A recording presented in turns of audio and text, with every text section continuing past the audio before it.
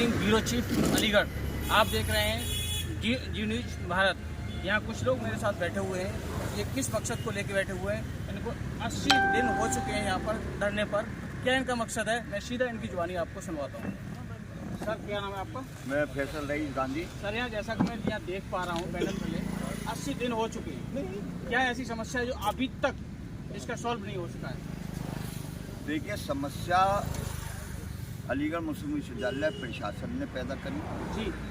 वो पैदा इसलिए हुई कि ये चूंकि न जानते हैं और न मानते जी तो अगर जानते तो समस्या ही नहीं होती। जी। तो जब जान नहीं रहे इसलिए ये मान भी नहीं रहे। Yes sir. हम इसी बात को इनसे मनवाना चाहते हैं। ये मोदी सरकार को बदनाम कर रहे हैं। ये एक बहुत बड़ी साजिश के तहत इन्होंने हमारे अनाउंसेस, हमारे डेली वेजर का 6 साल का जो वेतन वृद्धि का मामला है वो इनसे रोक रखा है।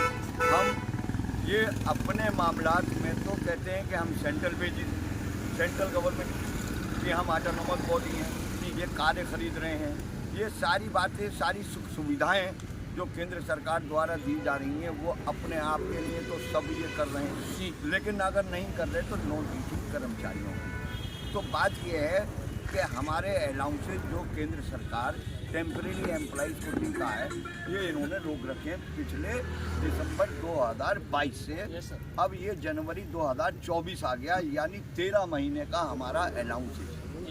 ये ना एजुकेटिव काउंसिल की बात मानते जो हमारी गवर्निंग बॉडी है जिससे यूनिवर्सिटी चलती है, ना ये हमारी फाइनेंस कमेटी जो फाइनेंशियल मैटर में सब में बड़ी वो है अथॉरिटी, ना ये फाइनेंस कमेटी की मानते, ना ये सरकार के किसी दिशा निर्देश को मानते। सर, मूल रूप से आपकी मांगे क्या है? मूल रूप से हमारी मांगे ये है कि उमा देवी का जो जजमेंट आया और जो 2014 में अलीगढ़ मुस्लिम यूनिवर्सिटी में आया, 2015 में इन्होंने उसकी कंप्लाइंस रिपोर्ट भेजी और उसके बाद भी ये जो है रेगुलराइज करते रहे लोगों को, लेकिन इन्होंने आज तक उमा देवी की लाइट में एक भी कर्मचारी को स्थायी नहीं करा। जी सर। समझे? और अब ये कहते हैं कि क्योंकि उमा देवी का केस आ गया, सुप्रीम कोर्ट का आ गया, इसलिए हम रेगुलराइज नहीं कर सकते। तो हम ये कह रहे हैं कि जब आपने कंप्लाइंस रिपोर्ट भेजी थी और ये कहा कि लागू हो गया, उसके बाद जो आपने स्क्रीनिंग के द्वारा आपने लोगों को स्थायी करा, तो वो कौन से कारण थे? आपने सुप्रीम कोर्ट के जजमेंट का खिलाफ वर्जी करी, यानी सुप्रीम कोर्ट की अवमानना करी। समझे? जितने भी आप गैर शिक्षक कर्मचारी हैं आप उनको रेगुलर कराना चाहते हैं, ये मांगे क्या? हाँ, नहीं, हमारी मांग ये है कि जो कर्मचारी हमारे 34 साल हो गए भाई साहब, यस सर, जो अस्थायी कर्मचारी है उसके आपने 34 साल से आप उसे, यानी 33 साल से आप उसे अलाउंसेस दे रहे थे, सारी सुविधाएं दे रहे थे। आज ऐसा कौन सा पहाड़ टूट पड़ा, ऐसा कौन सा आदेश आ गया, ऐसा कौन सा इस देश में कानून बनेगा कि आपने उसके अलाउंसेस रोक दिए? 34 साल, 28 साल, 29 साल, 31 साल आपने उसकी सारी जवानी सारी आपने, अब वो रिटायरमेंट में बहुत से कर्मचारी हमारे सिर्फ इसी आस में कि हम परमानेंट हो जाएंगे। यहाँ पर कम से कम 42 से 45 लोग कोरोना में मर गए। समझे? क्योंकि अगर वो स्थायी होते तो आज वो मृत आश्रित पे उनके बच्चों का अपॉइंटमेंट होता, लेकिन वो टेम्परेरी थे तो वो कानून के तहत अब उनके बच्चे जो हैं वो मृत आश्रित पे नौकरी भी नहीं पा सकते। इस सब का जिम्मेदार कौन? कोई कर्मचारी, हम कर्मचारी नहीं है, यूनिवर्सिटी प्रशासन, चाहे ये हो या पिछले हो या उससे पिछले हो। यूनिवर्सिटी प्रशासन से आपकी मूलभूत मांग बताइए। हमारी मूलभूत मांग ये है कि उमा देवी के केस में हमारे जो तदर्थ नियुक्ति के कर्मचारी और जो डेली वेजर जिनको 10-10 साल हो गए उन सबको स्थायी किया जाए, रेगुलराइज किया जाए। दूसरी बात यह है कि जो हमारे टेम्परेरी एम्प्लॉई का आपने भत्ते रोक रखे उन भत्तों को अविलंब रिस्टोर किया जाए, बहाल किया जाए। तीसरा, हमारा डेली वेजर के जो रेट, हम सेंट्रल गवर्नमेंट की सेंट्रल ऑटोनोमस बॉडी हैं, हमारे ऊपर न यूपी गवर्नमेंट के रेट लगते और न जो है सेंट्रल वेजिस के लगते। हमारी मुख्य मांग ये है कि डेली वेजर को सेंट्रल वेजिस लागू होना चाहिए कि आज तक इन्होंने उसको लागू नहीं किया। आपका क्या नाम है? आप क्या कहना चाहेंगे?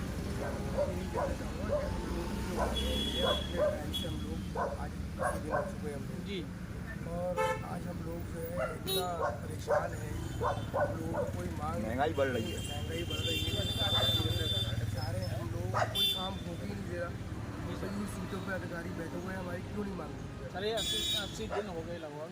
आप लोग एक तो यहाँ से आपको वेतन रोका गया है, दूसरी मांग आपकी मजबूत ये है कि आपको परमानेंट मिल जाए। 30 साल पुराने 30 साल तक पुराना स्टाफ है, वो आज तक यही उम्मीद में था कि हमें परमानेंट कर दिया जाएगा, उनको रेगुलराइज आज तक कन्फर्मेशन नहीं हुआ है।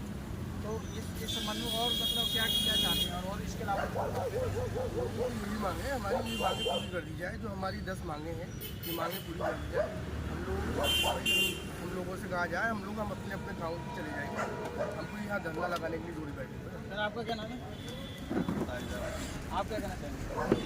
लगभग सारी बातें हमारे कमेटी के संरक्षक फैसल अली साहब ने कही।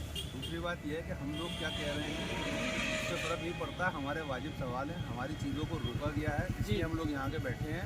प्रशासन को जवाब ये देना है कि वो क्यों रोका गया है। जैसा सर आपका डेलीगेशन भी दिल्ली गया, वहाँ पे भी वार्ता हुई, इन लोगों ने कह दिया कि दिल्ली वाले लोग वहाँ से सरकार से वेतन नहीं आ रहा है आपका। क्या वार्ता हुई इस संबंध में कुछ बताएंगे? सरकार से जो वार्ता हुई उससे पता चला कि ऐसा नहीं है, वहाँ से बराबर पैसा आ रहा है और यहाँ से उस भत्तों को नहीं दिया जा रहा है। ऐसा नहीं कि भत्ते नहीं दिए जा रहे हैं, पुराने भत्ते दिए जा रहे हैं, जो बढ़ा हुआ है उसे नहीं दिया जा रहा है। तो वो रीज़न समझ में नहीं आता कि आप उस हेड से बढ़ा हुआ पैसा नहीं दे सकते। लेकिन उसके बावजूद अभी पिछले महीने यहाँ पे कंट्रोलर साहब, प्रोक्टर साहब वगैरह ने यहाँ पे आके जो हम लोगों ने हड़ताली की थी, कहा था कि इस महीने के जनवरी के माह में आपका 8% का जो डी और 3% इंक्रीमेंट, 11% आपकी जनवरी के माह में आपकी सैलरी मिलेगा।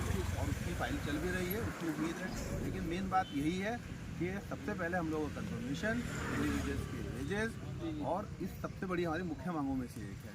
और हमें हमारे सैलरी रेट पे वापस जब तक ये नहीं होता तब तक हमें हमारे सैलरी रेट पे वापस करना चाहिए। ये हमारी मुख्य मांग है और इसके लिए हम सब लोगों ने, सारे कर्मचारियों ने अपनी कमेटी को ऑथराइज किया हुआ है और कमेटी को वार्ता कर रही है।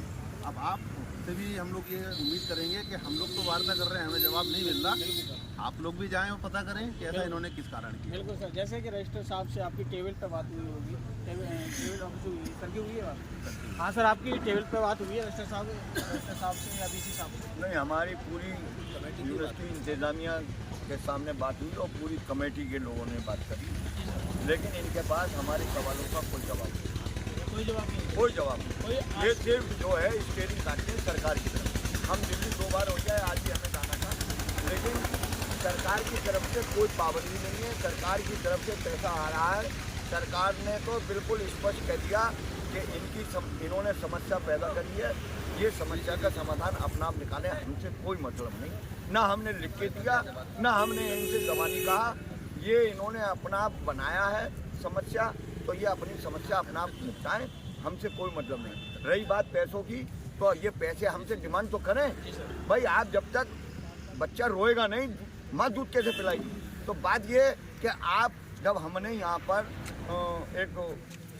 इस आंदोलन से पहले जब हमने एक मेमोरेंडम दिया था और 48 घंटे का इन्हें समय दिया था, तो फाइनेंस ऑफिसर और एक्टिंग रजिस्ट्रार एजाज मसूद और फाइनेंस ऑफिसर मोहसिन साहब ने ये कहा था कि ये लॉन्ग पेंडिंग डिमांड है, हम इनकी बात कर रहे हैं सरकार से जल्द। वो जल्द कौन सा दिन आएगा?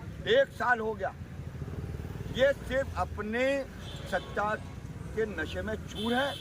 इन्हें किसी गरीब आदमी, कोई नॉन टीचिंग से इन्हें कोई मतलब नहीं।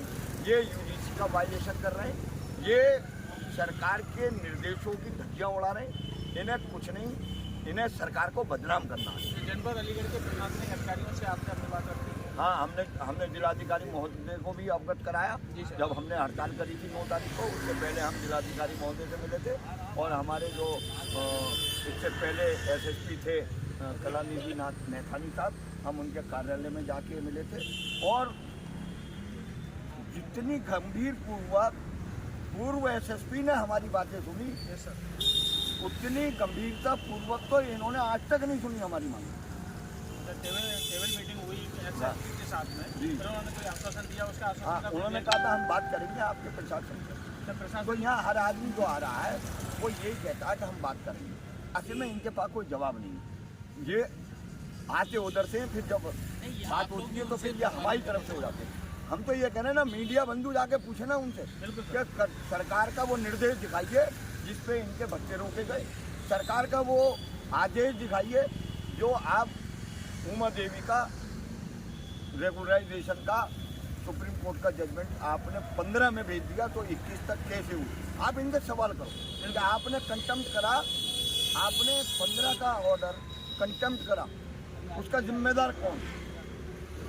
आपने रजिस्ट्रार से लेकर के पीछे तक, शासन से लेकर प्रशासन तक पूरी आपने भरसक प्रयास किया है। सर कहीं से कोई आश्वासन प्रशासन से मिला है आपको? चलिए ऐसा है, बात यही है। आज देखिए सरकार ये कह रही है हमारी तरफ से अगर कोई गलती है तो हम उसे रेक्टिफाई करेंगे, लेकिन जब सरकार की तरफ से कोई गलती नहीं है, गलती यूनिवर्सिटी प्रशासन की है, तो रेक्टिफिकेशन भी नहीं करना है। बिल्कुल, ये करने को तैयार नहीं है। ये कहते हैं इनके पास एक सवाल का जवाब है, बस सारी समस्याओं का एक जवाब दीजिए कि हम टेम्परेरी हैं, समझे? तो अगर टेम्परेरी हैं तो पहले तो वो सारे पत्थर उखाड़ के फेंकिए जिस पे लिखा है कि गुल्ले साहब वाइस चांसलर, उसमें ऑफिशिएटिंग वाइस चांसलर क्यों नहीं लिखा? पत्थर लगाने का, शिलान्यास करने का तो परमानेंट वाइस चांसलर, और जब समस्याओं पर बात करने की बात आए तो टेम्परेरी। उन पक्षों पर क्यों नहीं लिख रहे हैं आप officiating vice chancellor, acting vice chancellor क्यों नहीं लिख रहे? आपको इतना समय हो गया सीमा देना है, एक तो आपको वेतन नहीं मिल रहा, ऊपर से आप लोगों को यहाँ भी परेशानी होती है, ऊपर आपका परिवार भी है, उसका भरण पोषण का भी सवाल है। तो सर बताइए इसके बाद में आप बड़ा आंदोलन करना चाह रहे हैं या क्या?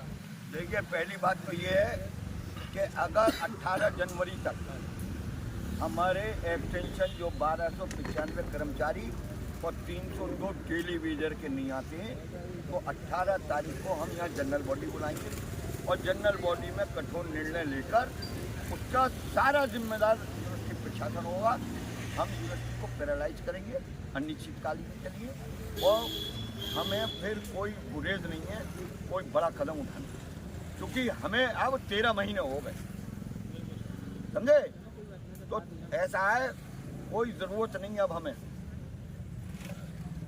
आपका क्या नाम है, आप क्या कहेंगे? मेरा नाम गड्डी है, मैं कंसीडर हूँ जी। और प्रशासन से कई दौर की हमारी बात होती है, लेकिन कोई बात का हल नहीं निकलता है।